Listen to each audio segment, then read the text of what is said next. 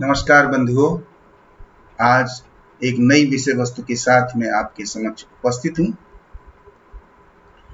प्रतियोगी परीक्षाओं का समय आ चुका है, इसलिए कम समय में महत्वपूर्ण स्मरणीय तथ्य लेकर मैं उपस्थित हूँ, जिसमें आपको महत्वपूर्ण वे जानकारियाँ दी जाएंगी जो अक्सर प्रतियोगी परीक्षा में पूछी जाती है। आज का हमारा विषय है नूरजहां। तो नूरजहां के बारे में जो बहुत ही अच्छी सूचनाएं हैं, जो बहुत ही महत्वपूर्ण हैं, आवश्यक हैं, वो आप तक पहुंचाई जाएंगी। इससे पहले बाबर, हुमायूं, शेरशाह, अकबर और जहांगीर, इनके बारे में जो सूचनाएं आवश्यक थी वो आप तक पहुंचाई गई हैं, ताकि आप मुगल कालीन इतिहास को अच्छी तरीके से समझ सकें। उस समय के शासकों ने क्या प्रमुख कार्य किए थे, उनकी नीतियां क्या थी, उनकी चारित्रिक विशेषताएं क्या थी, इन सब पर हमने बात की है। और इसीलिए आज मैं नूरजहां के साथ उपस्थित हूँ इस विषय वस्तु पर। इससे पहले कि वीडियो शुरू करें, यदि आपने अभी तक हमारा चैनल सब्सक्राइब नहीं किया है तो सब्सक्राइब जरूर कर लीजिए। आइए वीडियो शुरू करते हैं। नूरजहां के बारे में सबसे पहले हम उसके जीवन परिचय के बारे में जानेंगे, फिर उसके कार्यों के बारे में जानेंगे। तो नूरजहां का जन्म 31 मई 1577 ईस्वी को कंधार, अफगानिस्तान में हुआ था। उस समय कंधार में इनके माता पिता थे, जहां पर जन्म हुआ था। इसका जब जन्म हुआ तो वास्तविक नाम इसका मेहरुन्निसा रखा गया था। नूरजहां का वास्तविक नाम था मेहरुन्निसा। इनकी माँ का नाम था अशमत बेगम साहिबा और पिता का नाम था मिर्जा गयास बेग, जिनको बाद में एतमादुद्दौला की उपाधि दी गई थी, मिर्जा गयास बेग को। इनका जो निकाह है, जब ये 15-16 वर्ष की हो गई तो इसका निकाह अली कुली खां के साथ हुआ था।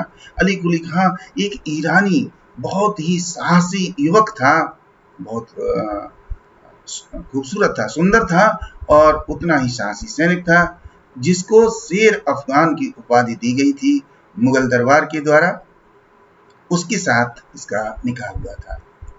लेकिन बाद में जब वो मुगल दरबार की सेवा में था तो उस समय जहांगीर के दूतों के द्वारा 1607 ईस्वी में इसकी हत्या कर दी गई थी। और जब इसकी हत्या कर दी गई थी तो उसके बाद मेहरुन्निसा अनाथ हो गई थी और फिर उसको मुगल दरबार में सेवा के लिए लाया गया था। तो पूरे परिवार के साथ मेहरुन्निसा अब मुगल दरबार में उपस्थित हो गई और उसको हरम में परिचारिका के रूप में रखा गया, एक सेविका के रूप में रखा गया और मेहरुन्निसा को सलीमा बेगम की सेवा में लगाया गया। सलीमा बेगम जो कि मरहूम बैरम खां की पत्नी थी, बाद में जिनके साथ अकबर ने निकाह कर लिया था और रहीम जिनके बेटे थे, तो उन सलीमा बेगम की सेवा में इनको रखा गया था। तो एक सेविका के रूप में इसकी सेवाएं मुगल दरबार में शुरू हुई थी। जहांगीर का आकर्षण नौरोज त्योहार मुगल दरबार में मनाया जाता था, जिसकी की शुरुआत अकबर के द्वारा की गई थी। तो वो जो त्योहार मनाया जा रहा था उसमें बहुत सी महिलाएं हरम से आई थी और वो एकत्रित हुई थी। तो उस त्योहार के समय पर जहांगीर ने नूरजहां को देखा, जहांगीर ने मेहरुन्निसा को देखा और वो उसकी खूबसूरती पर मंत्रमुग्ध हो गया। वो बहुत ही बुद्धिमती थी, आकर्षक थी और बहुत ही सुंदर थी। तो जहांगीर अपने आप को रोक नहीं सका। इसके बाद द्वितीय निकाह, 3-4 वर्ष तक जहांगीर का प्रेम मेहरुन्निसा के साथ चलता रहा और उसके बाद 1611 ईस्वी में जहांगीर से उसका निकाह हो गया। जैसा कि आप जानते हैं कि जहांगीर 1605 ईस्वी में, जो कि सलीम था, वो जहांगीर के नाम से भारत की गद्दी पर बैठा था। जब अकबर की मृत्यु हो चुकी थी तो 1605 में उसका राज्याभिषेक किया गया था और उसके बाद उसने व्यवस्था को लगभग उसी तरीके से चलाया जिस तरीके से कि अकबर चला रहा था। परंतु जब 1611 ईस्वी में जहांगीर के साथ निकाह हो गया मेहरुन्निसा का, तो जहांगीर ने उसे दिल से स्वीकार किया और उसकी बुद्धिमत्ता और खूबसूरती का फायदा उठा करके उसको उपाधि प्रदान की। जहांगीर के द्वारा उसको पहले नूर ए महल अर्थात महल की सबसे खूबसूरत नायिका नूर से कहा गया।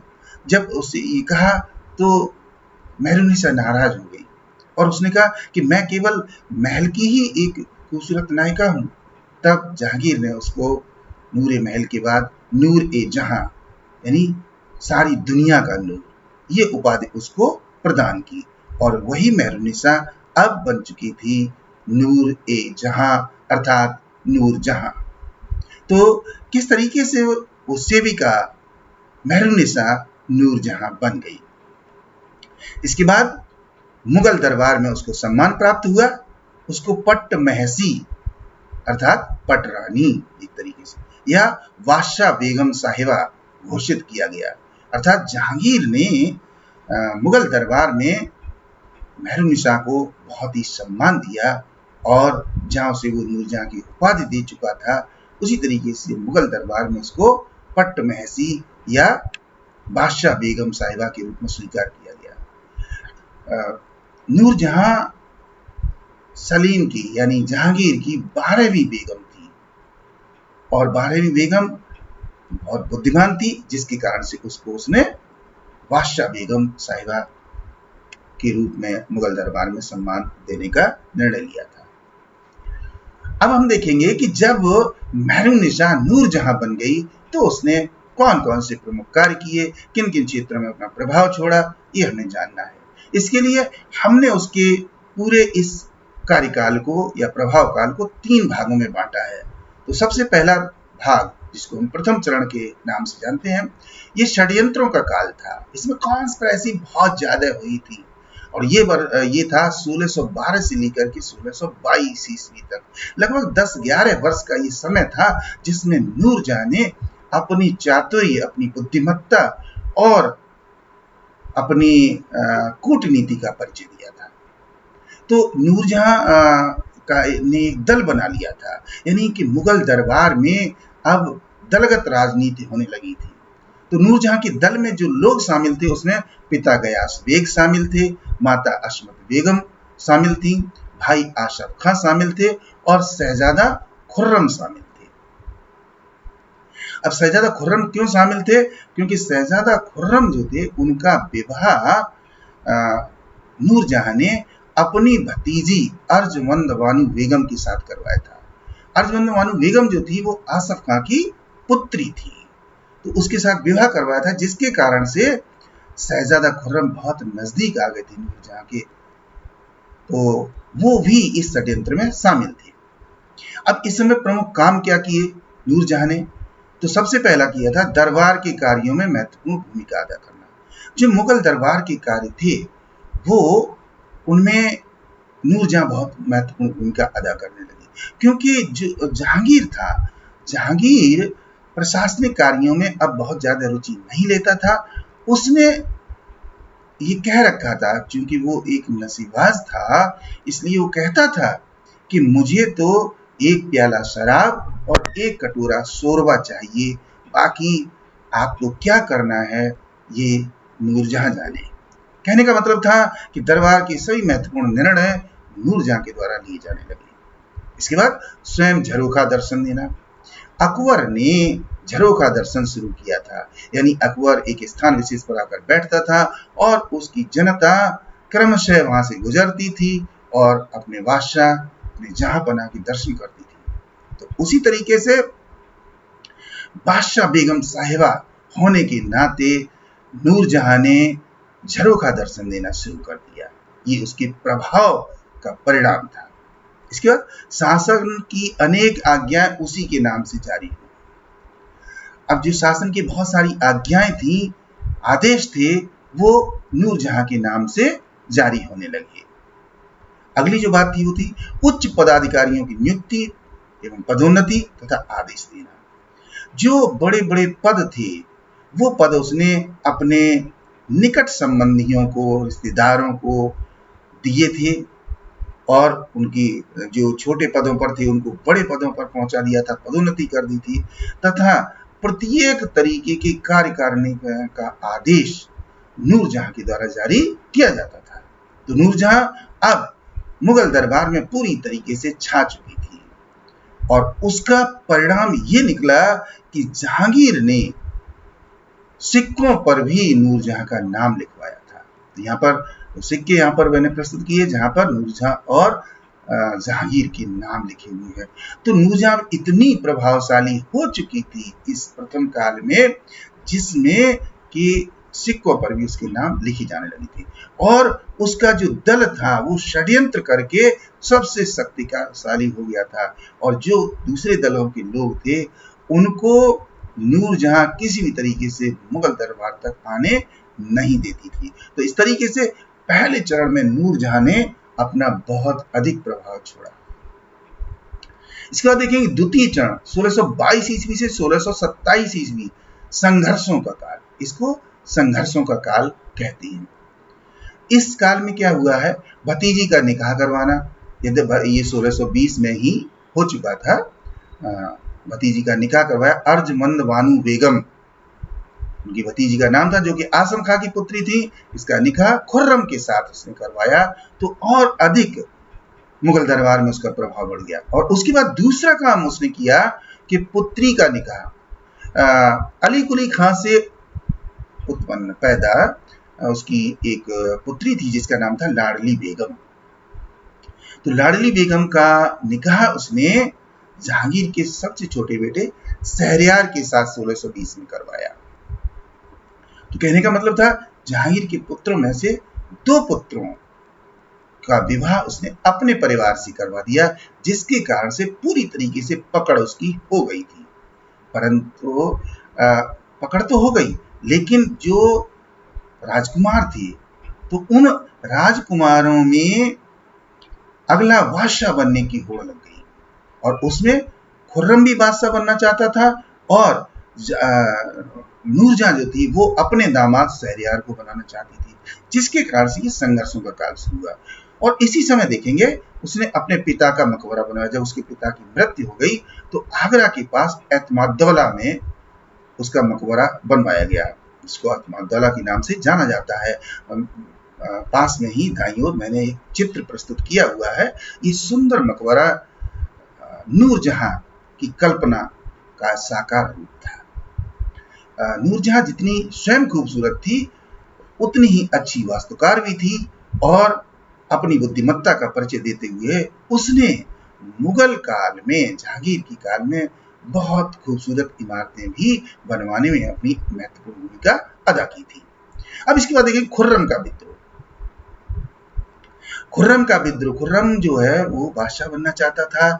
जिस तरीके से सलीम ने अकबर के समय में किसी समय विद्रोह किया था, उसी तरीके से, क्योंकि खुर्रम ने वो सारी चीजें देखी थी, समझी थी, तो उसने भी 1622 में विद्रोह कर दिया, बगावत कर दी, जिसको दबाने के लिए महावत खां को भेजा गया था और महावत खां ने खुर्रम का दमन कर दिया था। इसके बाद 1526 ईस्वी में खुद स्वयं महावत खान ने विद्रोह कर दिया, क्योंकि महावत खान अपनी शक्ति को बढ़ा करके और मुगल दरबार के षड्यंत्रों का फायदा उठा करके स्वयं बादशाह बनना चाहता था, अपनी शक्ति को बढ़ाना चाहता था। लिहाजा जब 1526 में उसने विद्रोह कर दिया तो मार्च में उसने जहांगीर और नूरजहां को षड्यंत्र करके बंदी बना लिया। जब जहांगीर और नूरजहां को बंदी बना लिया तो नूरजहां ने अपनी बुद्धिमत्ता का परिचय दिया और वहां पर कूटनीतिक चाल चली और इसके बाद किसी तरीके से उसने जहांगीर को भी अपने साथ मुक्त करवा लिया।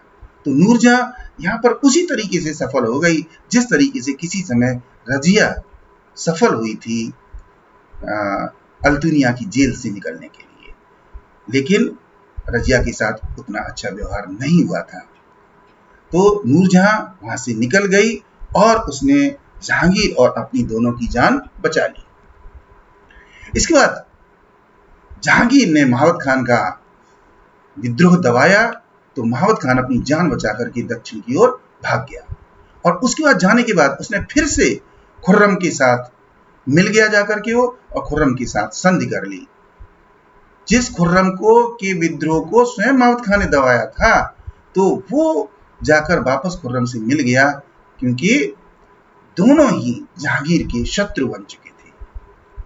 अब नूरजहां की शक्ति में कमी, अब धीरे धीरे नूरजहां की शक्ति में कमी आने लगी और खुर्रम की शक्ति बढ़ने लगी। और नूरजहां जो शहरयार को, जो अपने दामाद को बादशाह बनाना चाहती थी मुगल साम्राज्य का, वो अपनी सपने को साकार करने में सफल नहीं हो पाई, अपने अभियान में सफल नहीं हो पाई। और अंततः जहांगीर बीमार पड़ गया और 7 नवंबर 1627 ईस्वी को उसकी मृत्यु हो गई। तो इसकी मृत्यु के साथ ही नूरजहां के कार्यों का दूसरा चरण समाप्त होता है और उसकी मृत्यु के बाद उसने जहांगीर का मकबरा बनवाया। लाहौर की शाही बाग में जहांगीर का मकबरा बनवाया गया, क्योंकि इस समय जो जहांगीर ने राजधानी बना रखी थी वो लाहौर बना रखी थी। आपको ध्यान होगा कि अकबर ने अपनी राजधानी 3 जगह रखी थी। सबसे पहले उसने 1556 ईस्वी से लेकर के और 1571 ईस्वी तक आगरा किले में को अपनी राजधानी के रूप में रखा था, और 1571 ईस्वी से 1585 ईस्वी तक वो फतेहपुर सीकरी को उसने राजधानी बनाया था, और 1585 ईस्वी में उसने राजधानी बदलकर लाहौर बना ली थी। तो इस तरीके से मुगल राजधानी जो इस समय थी वो लाहौर थी।